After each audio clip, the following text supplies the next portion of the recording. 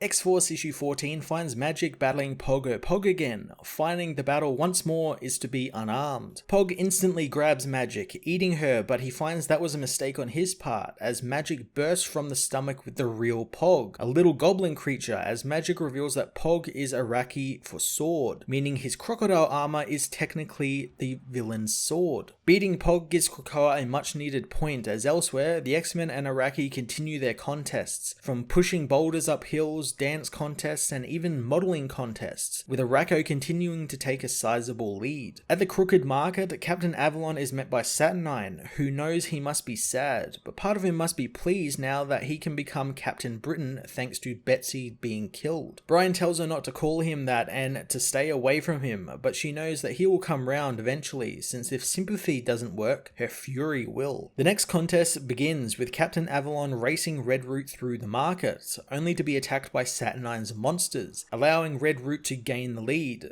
but as she rushes through the market, she knocks something off one of the stalls, breaking it and causing Jasper to note it down, knowing everything in the market has a cost. Brian meanwhile knows this is Saturnine's doing as he battles the monsters, knowing that she broke Betsy into 1,000 pieces and now he's going to break anything she throws at him. Red Root finishes the race, winning for the first time in her life, but now she is in great debt thanks to Jasper revealing the princess tears she broke was priceless. Saturnine pulls away her monsters, telling Brian while the race is over, he has another challenge ahead of him. Red Root is shrunk and bottled by Jasper as Saturnine says that the damage Brian caused to the market is incalculable and he will be thrown into Jasper's debt, unless he asks for Saturnine's help. Magic and Wolverine meanwhile start their next challenge, with Magic failing a spelling contest and Wolverine failing the staring contest with White Sword. Gorgon meanwhile fails his task to resist the call of the rock sirens of the Clevermore, and Captain Avalon fails to kill a kitten, however he prevents War from doing so as well. Soon, Death and Storm face off, with Death asking for another dance from the woman. Storm finds that there is something wrong with her, but Death tells her not to worry since it's just that they are in the Severlinth, his realm. There they find Saturnine and the undead watching as Storm feels the effects of the alcohol her and Wolverine drank. Storm is forced to fight Death or forfeit the contest, so the woman battles the Horseman, locking swords with him but finding her powers won't work in his realm. It doesn't matter however since Storm gains the upper hand, saying her powers aren't what makes her strong. She breaks Death's sword, causing the being to know that this has gone on for long enough, so he removes his helmet, wanting Storm to look at the last face she will ever see. Using her blade, she shows Death his own reflection, burning his own face and allowing Storm to stab and kill Death, who is then consumed by the vampiric undead that surround them. X-Force issue 14 continues the X-Men's contest of swords as Arako continues to wipe the floor with the mutants. I found myself kind of really enjoying how rigged the games have become in favor of Arako, and I just love how little fucks Saturnine gives into hiding the fact that she is kind of rigging it against the X-Men. The contests themselves have been pretty fun as well, and I like that they're not just swords. I would have liked if they were like a big sword tournament sort of thing, but I do love the idea that the mutants have to participate in things like eating contests or disco dancing contests or modeling contests. Again, it's fun and not taking itself all too seriously, as well as taking advantage of Saturnine, who could be classed as like a fae or like fairy magical type being who in lore is always trying to find some way to jip you out of a contest or something with specific wording in how a contest should be run, or something like the one with Magic and Pog where they had to arm wrestle. It was a contest of arms, that sort of stuff. I think that's really cool that they're playing with that. Brian Braddock's story continues to get really interesting as he is put in a situation where he might just have to bow to Saturnine, with his story being that he doesn't want to and doesn't want to be Captain Britain anymore or any longer, but now he might actually have to, and that'll actually be really interesting since him not bowing to her is kind of one of the things influencing her decisions here and one of the reasons why she's so against Krakoa, so it'll be interesting to see what Brian chooses. The final couple of pages with Storm battling and even killing Death was really exciting as well, and I loved her use of Skybreaker to reflect his reflection and blind him and using that in order to kill him. I'm looking forward to the final couple of issues of this series as we enter the third act, but I really hope Krakoa manages to get some more points since they are really far behind in the contest at the moment. I'm going to give this issue a 9 out of 10.